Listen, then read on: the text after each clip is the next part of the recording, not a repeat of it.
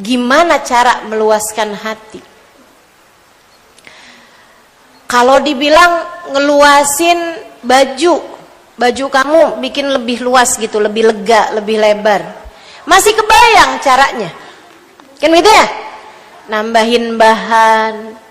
Kalau kita dibilang, nih saya mau meluaskan ruangan ini nih, biar ruangannya lapang, ya mungkin diangkat dindingnya gitu, biar jadi nggak ada sekat, masih kebayang caranya. Tapi kalau dibilang luaskan hatimu, nah gimana tuh caranya?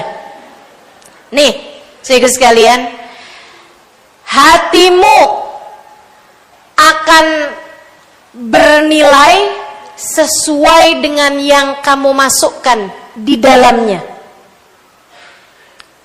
Perhatikan, nilai hatimu sesuai dengan apa yang kamu masukkan di dalamnya. Kalau kamu selama ini selalu memasukkan hal-hal yang kecil, hatimu jadi kecil. Kalau kamu sering memasukkan hal-hal yang kotor, hatimu jadi kotor. Kalau kamu sering memasukkan hal-hal yang besar, hatimu akan besar. Semakin besar, semakin besar. Ketahuilah, tidak ada yang lebih besar daripada Allah Subhanahu. Maka kalau kamu pengen hatimu luas, hadirkanlah Allah di dalamnya. Senantiasalah mengingat Allah dalam hidupmu. Hatimu luas. Senantiasalah menyebut Allah dalam hari-harimu. Fahamilah, tidak ada siapapun di atas muka bumi ini melainkan hambanya. Fahamilah, tidak ada suatu kejadian terjadi di atas muka bumi ini kecuali atas kehendak darinya. Semua kejadian adalah darinya. Semua manusia adalah hambanya. Semua yang ada di atas muka bumi ini adalah miliknya. Ketika hal itu kamu hadirkan dalam hatimu, hatimu akan menjadi tempat yang sangat luas. Bukan hanya dengan kamu bangun tidur baca doa alhamdulillahilladzi ahyana ba'dama amatana wa ilaihin nusyur. Itu kamu harus kerjakan, betul. Tapi bukan hanya sekedar itu gitu. Bukan hanya sekedar kamu keluar rumah baca bismillah amantu billah tawakkaltu 'ala Allah la haula wala quwata illa billah. Meskipun kamu harus juga melakukan hal itu. Bukan hanya sekedar sholat 5 waktu kamu kerjakan, kamu ingat Allah SWT. Bukan hanya itu. Meskipun jangan ada di antara kita yang berani-berani meninggalkan sholatnya. Akan tetapi pengen hati luas, bukan hanya dengan lisanmu membaca zikiran-zikiran atau bacaan-bacaan semacam itu. Karena ini masalahnya bukan masalah lisan, melainkan masalah hati. Terus gimana caranya? Ingat Allah. Ingat Allah. Lihat anak, ingat Allah. Hadiah yang Allah berikan dalam hidupku.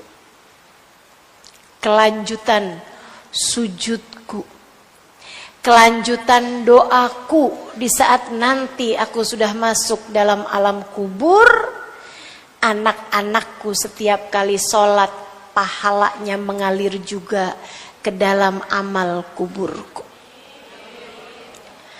Kalau nanti saya meninggal dunia, anak-anak saya adalah penerus sujud saya, adalah orang-orang yang akan mendoakan saya sebagai ibunya.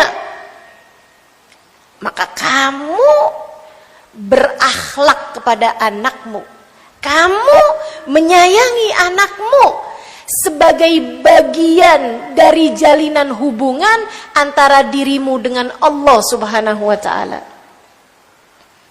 Kamu gak akan berani mukul anakmu, sebab kamu faham, anakku memang lahir dari rahimku, akan tetapi anakku bukanlah milikku, ia miliknya Allah. Ustazah, anak saya kan punyanya saya. Emang iya? Bu, apakah kamu diajak rembukan ketika Allah Subhanahu wa ta'ala menciptakan janin dalam rahimmu itu? Gak ada. Gak dimintain rembukan, gak ditanyain kamu pengen anak kamu umurnya sampai berapa, kamu pengen anak kamu hidungnya mancung apa keluar apa ke dalam. Kamu gak ditanya sama Allah Subhanahu wa ta'ala. Dia lahir seperti yang Allah Subhanahu wa ta'ala inginkan. Bahkan kamu gak tahu kapan anakmu akan lahir. Kamu bahkan gak ikut-ikut serta dalam membentuk wajahnya, membentuk anggota tubuhnya, apalagi mengaturkan nasib hidupnya. Sebab anakmu bukanlah milikmu, anakmu adalah miliknya Allah Subhanahu wa ta'ala. Maka ingat Allah dalam saat kamu menghadapi anak-anakmu, akan membuat hatimu jadi lebih luas ketika menghadapi anakmu, terutamanya saat kamu menghadapi suamimu. Bu, suamimu memang suamimu. Iya, betul. Ada ada surat nikahnya. Ada surat nikahnya. Betul. Suamimu adalah suamimu. Akan tetapi ia bukan milikmu. Ia milik penciptanya. Namanya Allah. Dan Allah telah menjadikan suamimu adalah jalan surga bagimu. Ingat itu terus. Ingat itu terus. Katanya baginda kita Nabi besar Muhammad kepada seorang sahabat wanita, sahabat perempuan. Ada seorang sahabat Ansar perempuan ya, sahabiah, bertanya beberapa hukum fikih kepada baginda kita Nabi besar Muhammad. Habis selesai dia nanya, dijawab Nabi. Nabi kemudian tanya, "Amutazawwijah anti? Apakah kamu sudah menikah?" Perempuan tersebut menjawab, "Bala ya Rasulullah, ini imra'at fulan bin fulan." Ya wahai Rasul, saya sudah menikah, saya adalah istrinya fulan bin fulan. Nabi senyum padanya, kemudian bertanya, "Kaifa anti bih?" Ini hadis saya jadikan sebagai hadis paling penting. Saya berusaha menjadikan hadis ini sebagai pemandu saya dalam saya berumah tangga. Ini hadis saya ingin menuliskannya. Sebelumnya malah saya berencana untuk menuliskannya di dinding kamar kami. Cuman saya takut suami saya kegeeran. Jadi saya pun menuliskannya di dalam dinding hati saya. Semoga tidak pernah bisa terhapus. Saya berusaha untuk selalu mengingat-ingat hal ini dalam urusan bagaimana saya menghadapi pasangan hidup saya itu. Teman-teman sekalian saya muliakan, Nabi nanya, "Kaifa anti bih?" Bagaimana kamu terhadap suamimu? Saudara sekalian, sangat mungkin juga jika kamu berjumpa dengan Nabi Muhammad atau sekurangnya, bayangkan andai kamu jadi sahabat Nabi Muhammad, hidup sezaman dengan Nabi Muhammad, teman-teman saudara sekalian, sangat mungkin juga untuk pertanyaan yang sama diajukan oleh Nabi kepada kita. Kamu udah nikah, Halimah? Udah, Rasul. Saya istrinya Fulan bin Fulan. Saya nggak mau sebutin nama suami saya. takut langsung pada googling. Saudaraku sekalian saya muliakan, Nabi kemudian akan kembali balik bertanya, dan itu sangat mungkin terjadi kepadamu. Kalau kamu ditanya sama Nabi, kamu udah nikah? Udah Rasul?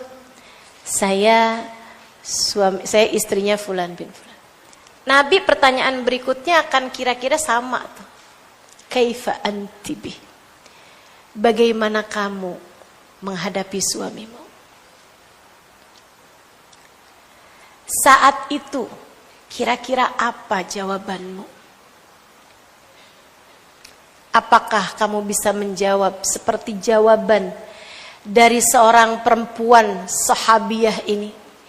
Dia bilang, ya Rasulullah, saya selalu taat padanya sekemampuan saya. Saya berusaha untuk melaksanakan apapun yang dia inginkan. Dan saya akan minta maaf padanya terhadap apa yang saya tidak mampu lakukan. Ya Rasulullah, saya junjung, saya muliakan suami saya di atas kepala saya. Saya hormati, saya sayangi dia sekemampuan saya, wahai Rasulullah. Ada nggak di antara kita yang berani jawab kayak begitu tuh?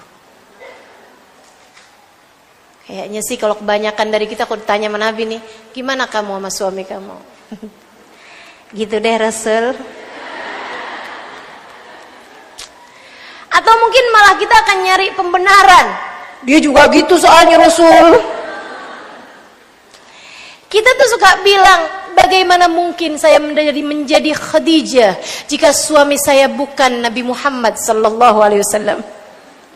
Gimana saya bisa jadi kayak Fatimah, suami saya nggak kayak Ali bin Abi Thalib? Suaminya juga ngomong gitu.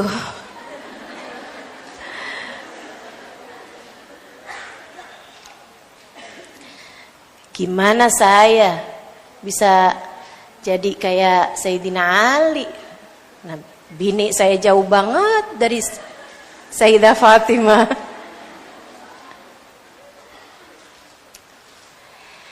Teman-teman saya sekalian, saya muliakan, Nabi ketika mendengar sahabat perempuannya berkata seperti itu, Nabi lebar senyumnya. Nabi berbinar matanya. Nabi senang banget sama umatnya perempuan yang menjadi istri yang solehah bagi suaminya. Kamu, kalau penting bagimu untuk di akhirat ada di belakang Nabi Muhammad, dan kamu adalah seorang istri, berusahalah jadi istri yang soleh. Saudara sekalian, sesudah itu Nabi Muhammad berpesan padanya. Pesan yang sangat indah. Itu tadi, rasa-rasanya pengen saya tulis di dinding kamar saya tuh. Cuman takut bikin suami saya terlalu besar kepala gitu. Dia bilang begini nih, Nabi Muhammad SAW bersabda, katanya baginda kita alaihi salam, "Fanduri ilaih fa innama huwa jannatuki wa naruki." Perhatikan betul bagaimana perlakuanmu kepada suamimu. Ia adalah jalan surga bagimu. Ketika kamu menghormati dan menyayanginya, jalan neraka bagimu ketika kamu menyia-nyiakannya. Jalan surga bagimu ketika kamu hormat dan kamu memuliakannya. Jalan neraka bagimu ketika kamu menyia-nyiakan dan selalu menyakiti hatinya. Saudariku sekalian yang saya muliakan, lihatlah Allah dalam diri suamimu, akan menjadikan hatimu lapang. Lihat Allah dalam diri suami. Jadi tiap lihat suami nih, ini dia laki-laki yang telah Allah pilihkan untuk menjadi pembawa kunci surga saya. Jalan surga kita teman-teman. Jalan surga kita. Jadi kalau ngelihat suami lagi sangat menyenangkan, surga adem emang, menyenangkan emang nih surga, bener-bener nih. Kalau suami lagi menyebalkan, surga emang berat. Enak tuh ngelihat Allah dalam diri suami kita teman-teman. Karena memang sejatinya seperti itu gitu. Ustazah, suami jalan surga, tapi dia aja nggak sholat. Kan saya bilang jalan surga, belum tentu dia masuk surga. Jalan surgamu teman-teman, jalan surgamu. Bisa jadi belum tentu dianya masuk surga, tapi jalan surgamu. Emang bisa Ustazah jalan surga tapi dia nggak masuk surga? Bisa. Asia tuh istri solehah, suaminya Fir'aun, dia bisa jadi istri yang solehah, Allah masukkan dia ke dalam surga. Suaminya kayak begitu, ngaku dirinya sebagai Tuhan, emang masuk surga? Enggak. Jadi salah satu dari orang-orang yang akan Allah hancurkan di dalam neraka. Jadi saudariku sekalian, jangan lihat suamimu sebagai suamimu, ataupun jangan lihat suamimu sebagai bapak dari anak-anakku. Nggak cukup. Kamu harus lihat suamimu sebagai seseorang yang Allah telah pilihkan untuk menjadi jalan surga bagimu. Dan memang pilihan Allah tuh nggak salah. Makanya adik-adik yang belum nikah, saya sarankan padamu, saya tekankan padamu, jangan pacaran.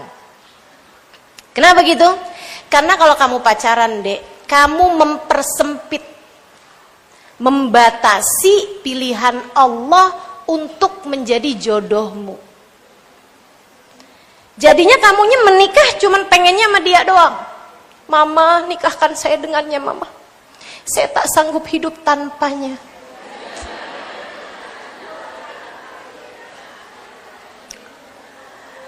Akan tetapi kalau kamu nggak pakai pacaran, ketika datang seseorang lelaki mendekatimu, kamu kasih kepadanya nomor HP bapakmu, dia melamarmu, kamu beristikharah, kamu dapat jawaban dari Allah.